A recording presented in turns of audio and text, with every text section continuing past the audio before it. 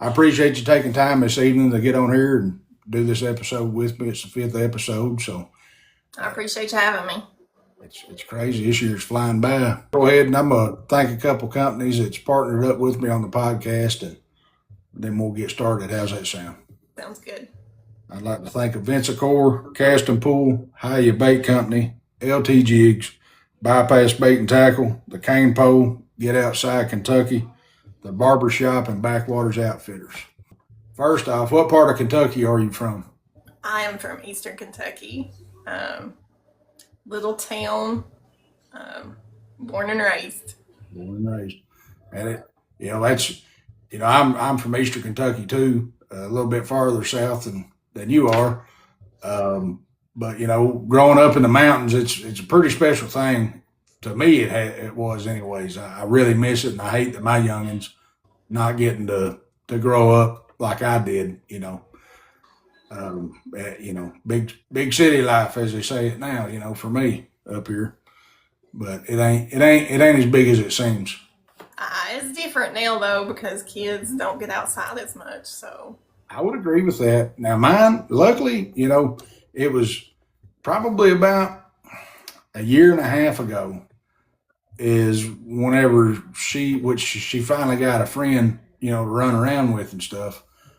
But a quick funny story though, they was wanting to go play in the creek, and they had their swimsuits on, and I said, "You better put you some pants and some tennis shoes and stuff on." I said, "Before you go over and get in the creek." She said, "Why?" I said, "Because there's leeches in there." She's like, "Oh, really?" She's like, "What is that?" And I showed her pictures of it and everything. So they went, and, they left, and they had clothes on, shoes. I was still out in the garage. She didn't listen. They both got in the creek, and they showed up at the house, and both of them had leeches on them.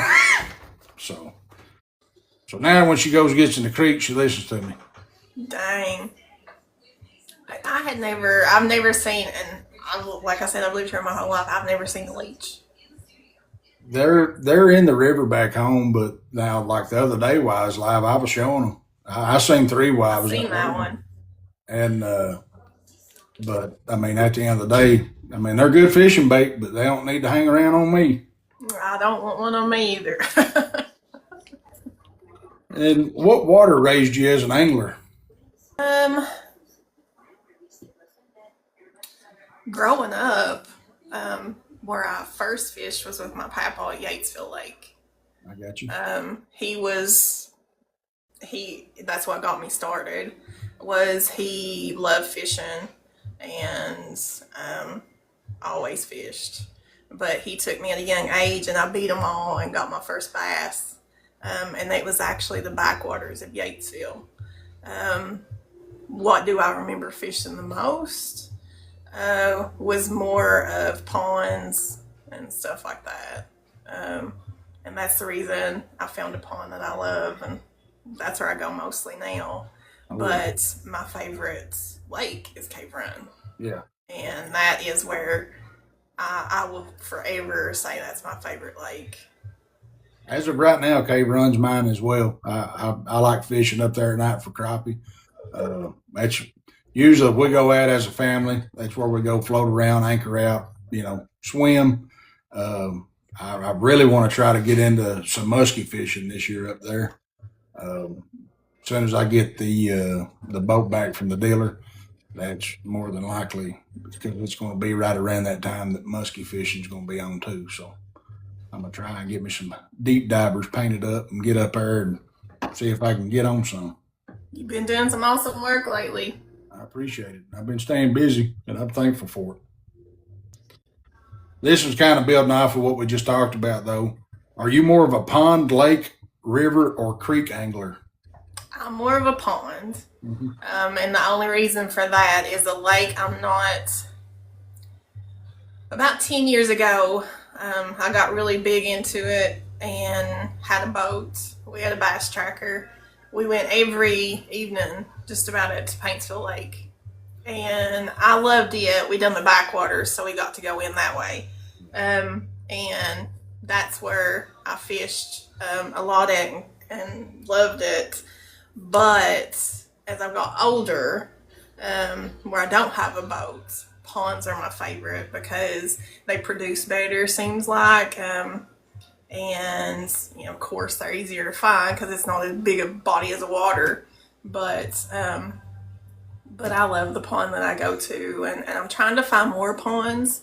That's one of my goals this year, is to find more to try and see what I can go from there. Yeah. They and that's the thing. I used to have a huge pond that I had permission to fish with, and they ended up selling the property, and I, I finally found out who the owner was, and he's like, "I'd rather you not." And I was like, "Well, that's why I'm asking." I was like, "I'm heartbroken. I'm not going to lie to you." I was like, "I'm heartbroken." I was like, "I always catch and release, especially if I'm fishing, private ponds." I said, "But."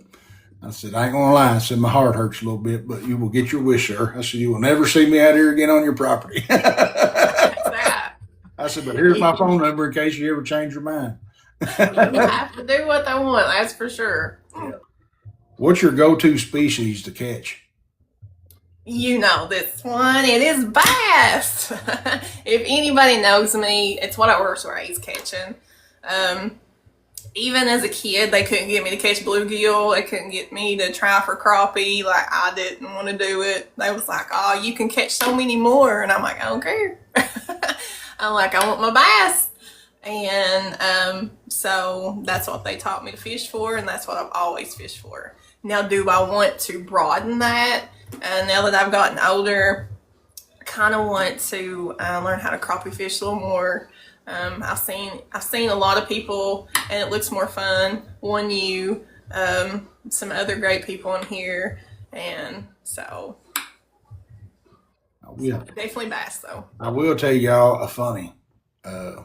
Whenever Pooh first started fishing with crappie jigs, I 110%, and Jen with casting pools done the same thing.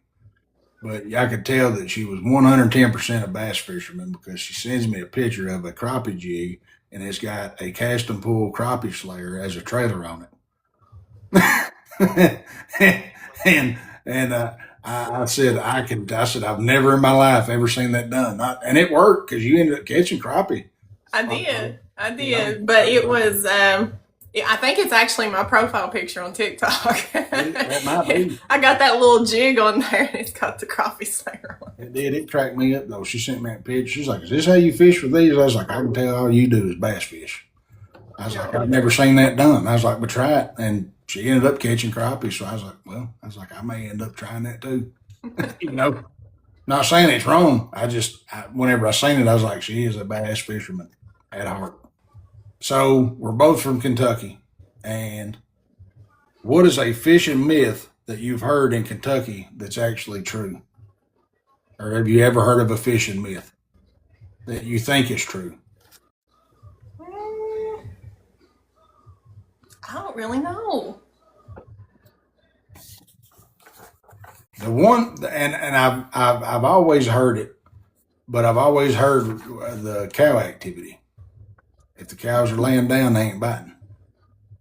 And I believe it. Yeah. And it was kind of crazy because I'd always heard that my entire life. I've heard that if the frog, well, in the spring, if the frogs are not chirping, they won't bite as good. Is that a myth? I think that's a myth because I've caught some and the frog's not chirping, but I did hear that before. Yeah, that's what I was getting ready to say, Guthie, was I wish I could find the video, but the guy was talking about animal activity on your way to the lake. He was like, "Pay attention," he said, because on most mornings, he said, if you see deers and turkeys, he said, and even birds for that matter, he said, if they're out and active, he said, I've had better days on the water when they're not. So, and then Bass Junkie Baits just said, if the wind's out of the west, the fish bite the best. Yeah, I've heard that one. I have heard that one, but you go fishing, and you usually take 2 or 3 poles with you, don't you? Oh, I'm awful.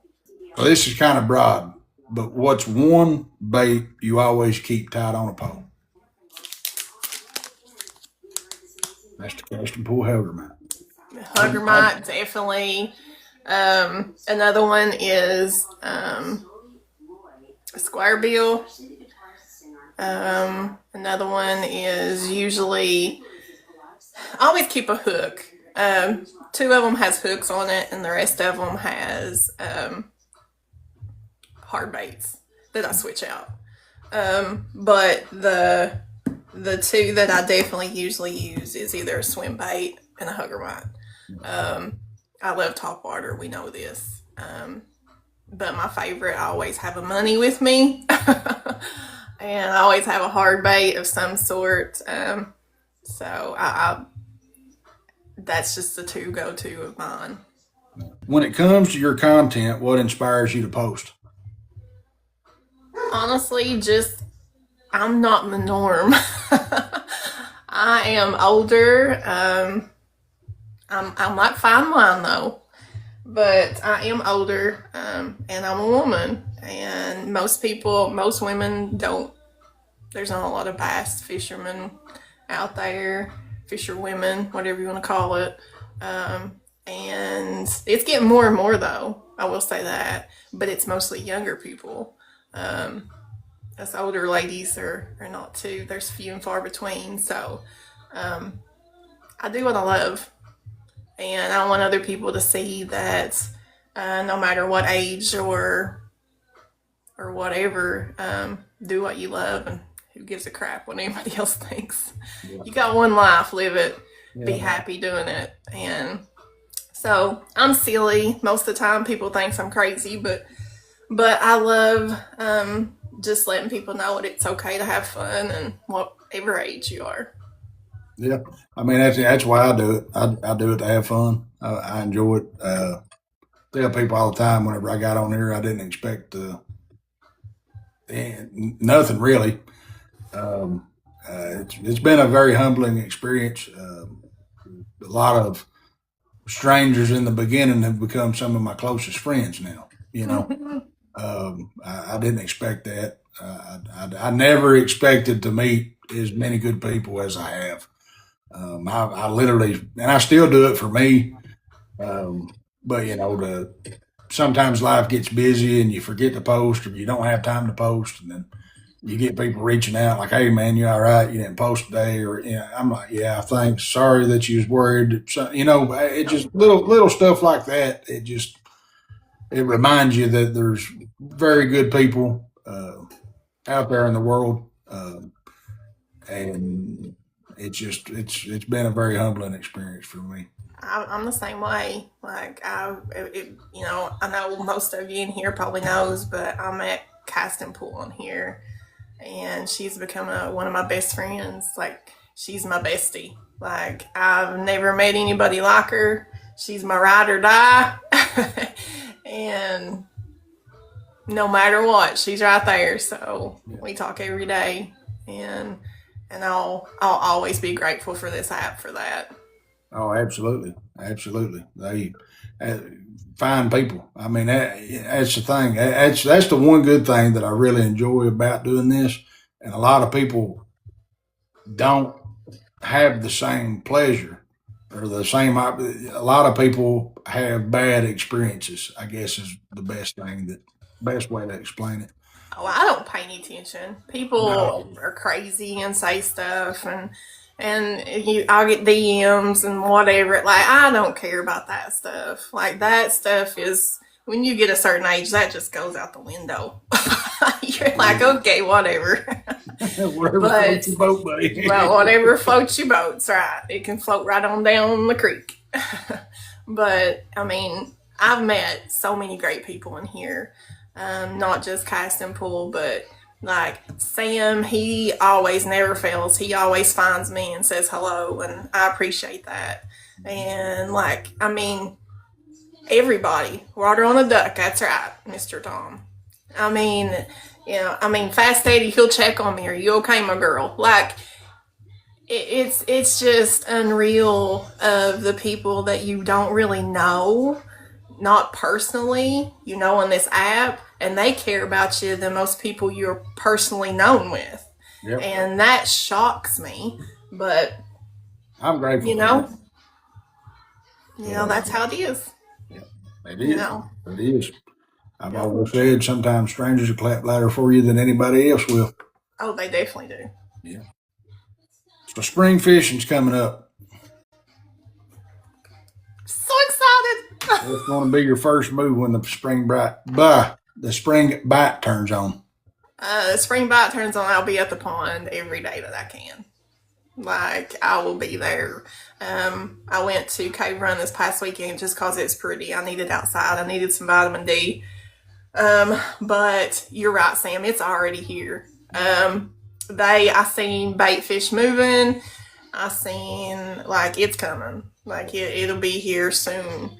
At the pond, you're fine. At the pond, I'm definitely going to be, like, there as much as I can. My little one's got baseball, so it's going to be a little bit less than usual. But anytime I can, I will be right there and ready to catch. I'm after a big one, though.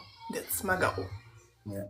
Now you missed your PB broke off on you on the bank. Oh my God! Let's not talk about that. Yeah, I'm sorry. No. I'll tell a story if anybody don't know. It's in here. I had a chatterbait. Never used a chatterbait before. BFE's chatterbait actually.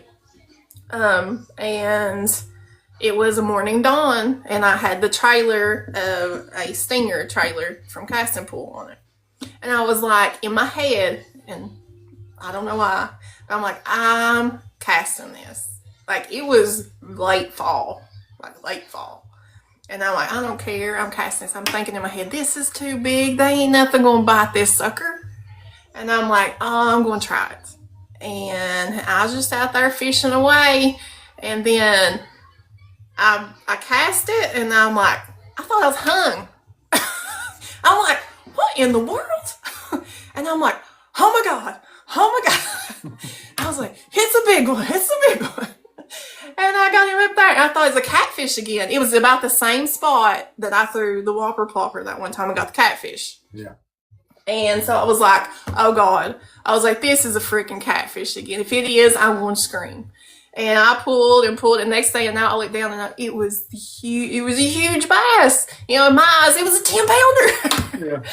But I got it up to the bank, and it was user error. It was my error. Like, I pulled the tip of the pole up, and when I did, I had it. It was on the bank. It was on the bank. Like, and you can see I've got it posted on my TikTok. Like, I got it to the bank, and when I pulled on my pole, instead of pulling it to me, I pulled the pole up, and it snapped. And I got my feet wet. I was trying to get after him. I'm going to get you. And he got away with the bait and all. And I seen a TikTok the other day of a guy jumping in after the one that he broke off and got it. And I swear if I had it, I've already jumped in.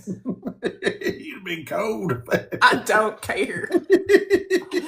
I cannot believe I lost that sucker. It was so heartbreaking. It is heartbreaking. It is very heartbreaking.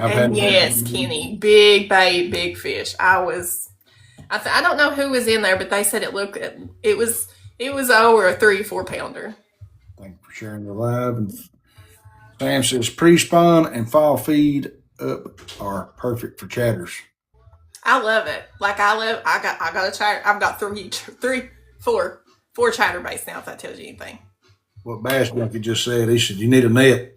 I do have a net. That's the bad part. And Sam? it's on my bag. I was too excited.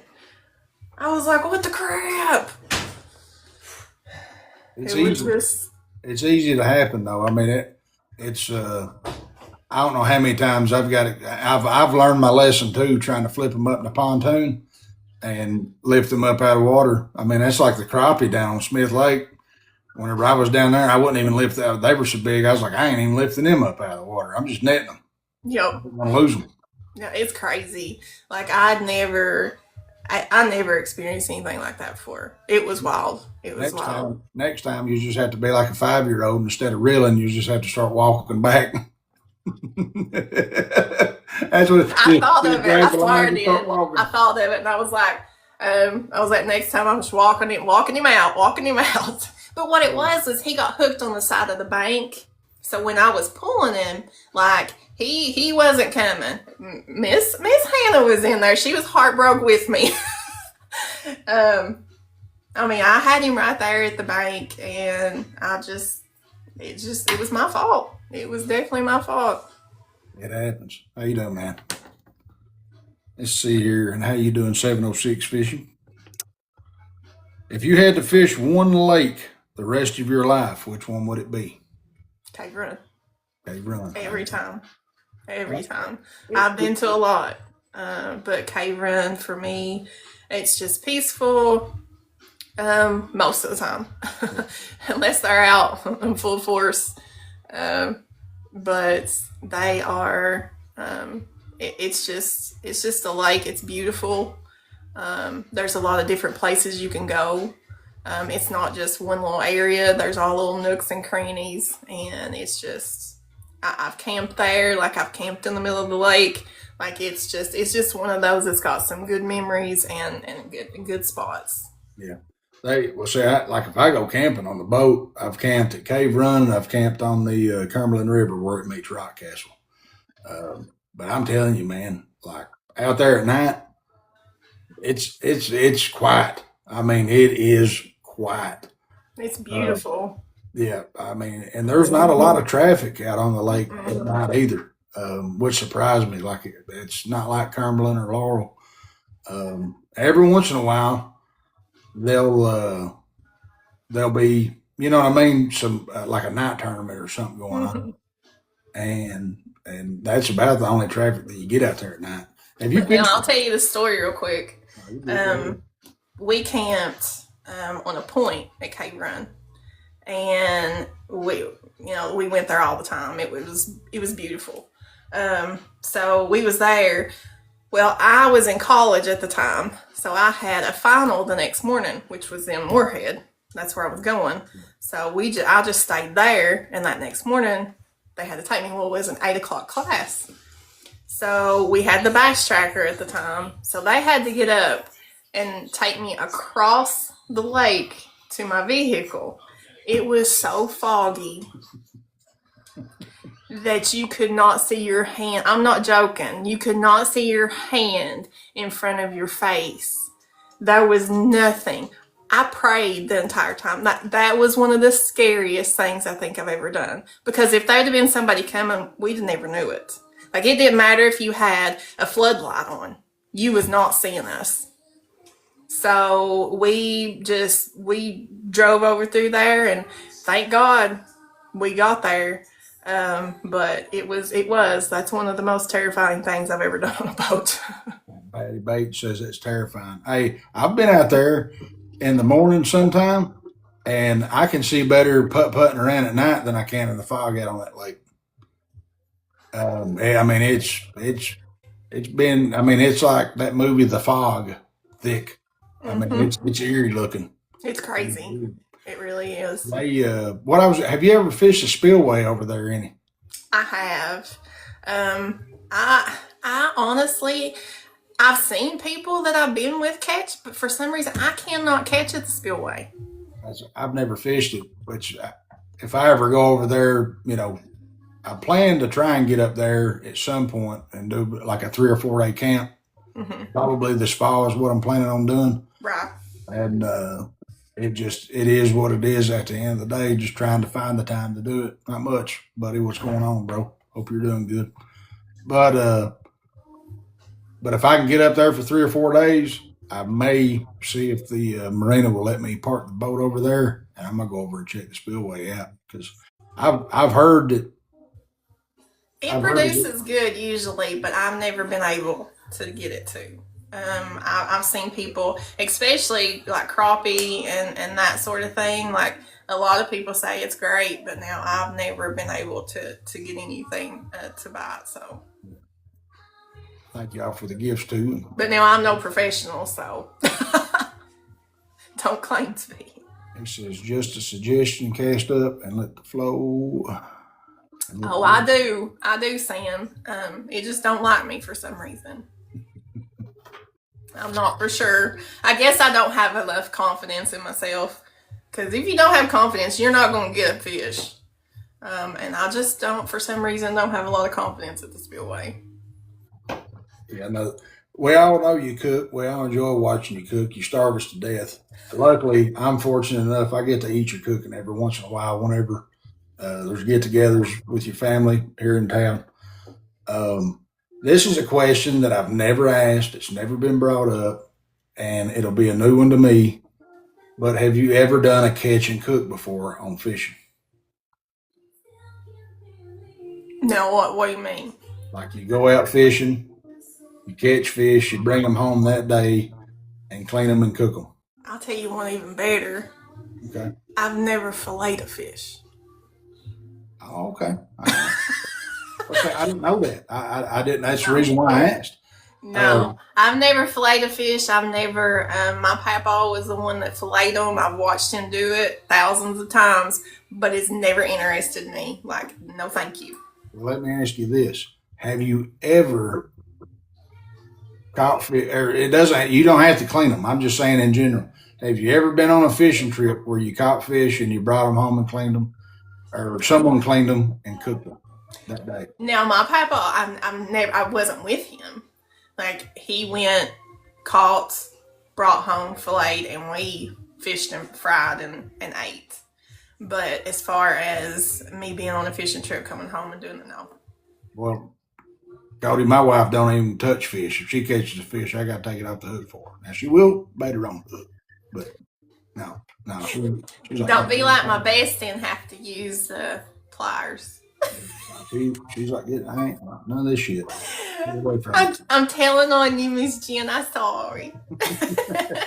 I'm not complaining though. I'm just glad that she goes with me. I enjoy it. I give her a hard. I'm like, I can't fish because I'm too busy taking all yours off. Well, my husband, he laughs at me all the time. He's like, I fish so fast. He's like, if he knew Fast Eddie, he'd probably be like, oh, there's Fast Eddie. But that's how I love it. Like, I can't stay still. Like, I want to fish. Like, if I'm there to fish, I'm there to fish. But the only thing is, he loves to catfish. Yeah. So he's the slow one, and I'm the one that never stops. And he said, I can't fish with you. Yeah. Well, and that's the thing. I mean, when you're bass fishing, that's all you're doing. Cast and retrieve, cast and retrieve. Yep. I mean, that's how it is. I mean, and a lot of people call it lazy fishing. The way I fish in the summer for crappie, they're like, well, that's lazy fishing. I'm like, do you not actually know how much work it is to get that boat loaded up, everything on it, get all the poles out, make sure they're all this, make sure they're all that, time them. I'm not complaining. I was like, but by the time I get everything set up on the boat and night fish, I'm wringing wet. I mean, I am wringing wet. Tom, don't be doing that.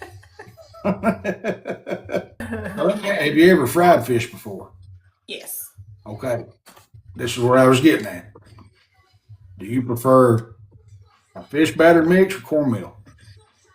I prefer, it's called Kentucky Colonel.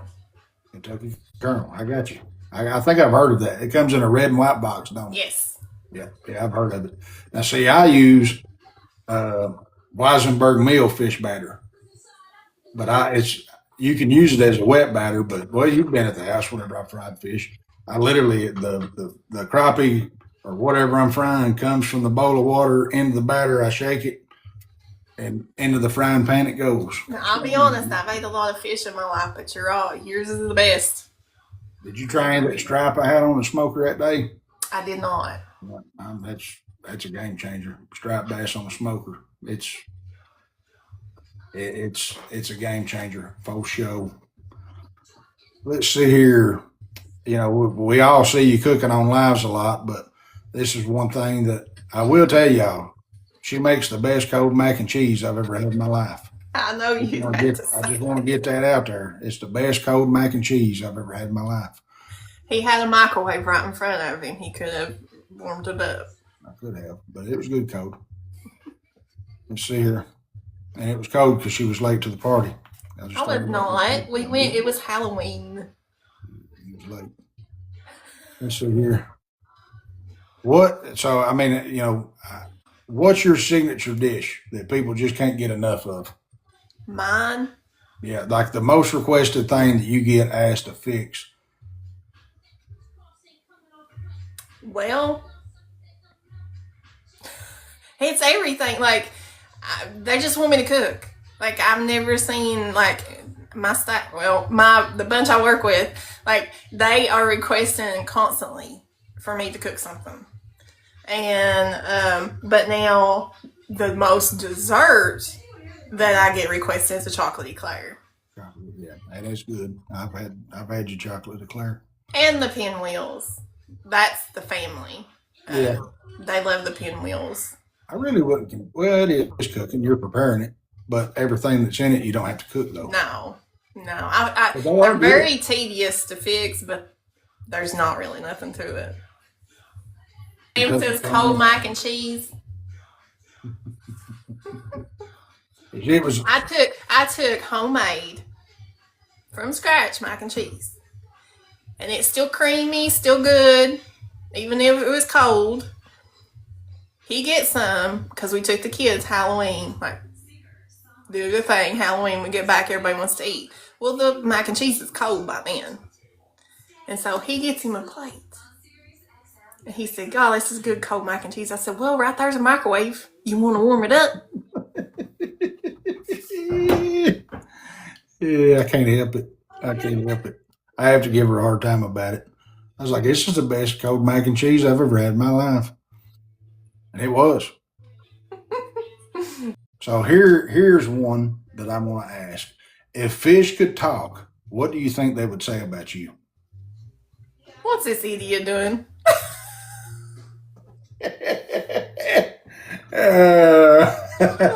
Let me tell you, I threw a bait the other day. What was I throwing? Oh, the jig that Hannah sent me.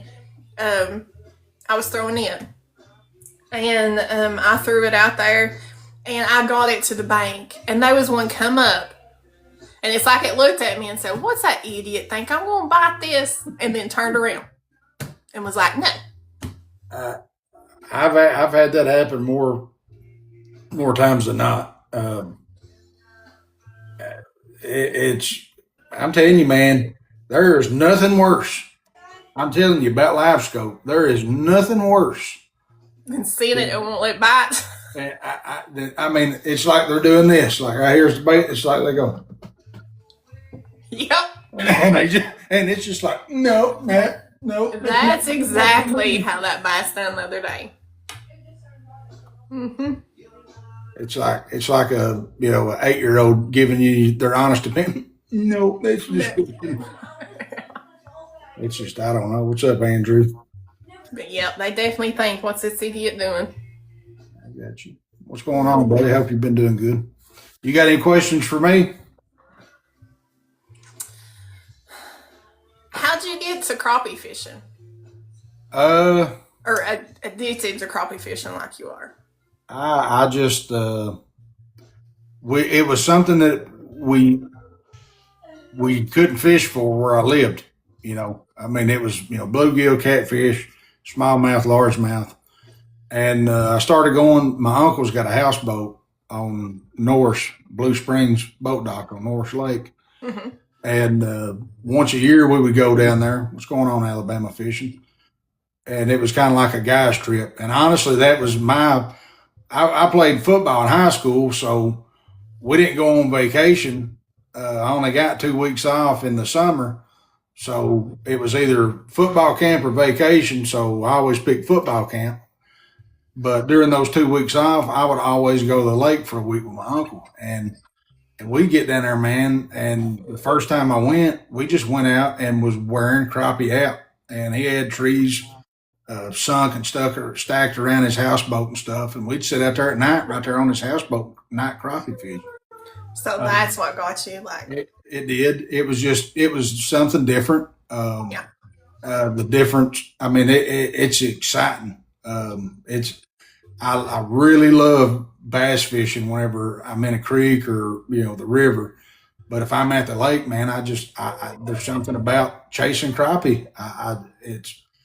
I get an adrenaline rush from trying to catch crappie like most people would bass. Thank you, Bass Junkie. Bass Junkie! Back and hammer. We know who's getting the dessert. Yeah, without a doubt. He got it locked in. He does. But and one, I don't eat bass. I did fillet a couple out from a trip that I went on. They're in the freezer. I'm gonna give it a try. I do eat stripe. I don't eat smallmouth, largemouth. But someone suggested that I should keep a couple and give it a try. I've not yet, but they're in the freezer for the next time that I. I'll be honest. A lot of people don't like bass, but that's all my papa fixed. Yeah, That was it. but that's what got me hooked was literally going to Tennessee and fishing with him, and it's crazy for someone that paints hard baits that I'm transitioning though. A lot of people started noticing that I'm starting to transition because my freezer over the past couple of years, that's all I've done. I've probably got enough crappie for 3 more fish fries. So this spring, when the crappie start spawning, I probably crappie fish pretty hard. Probably the rest of this month once I get the bass or the boat. Oh, don't let him lie to you guys. We finally got him. We finally got him. We're transitioning. He's going bass fish. I might end up being the only guy at a bass tournament on a pontoon, but I do plan on bass fishing quite a bit more this year at the lake. Oh yeah. That's like up at Cave Run. There ain't even a size limit on the spotted.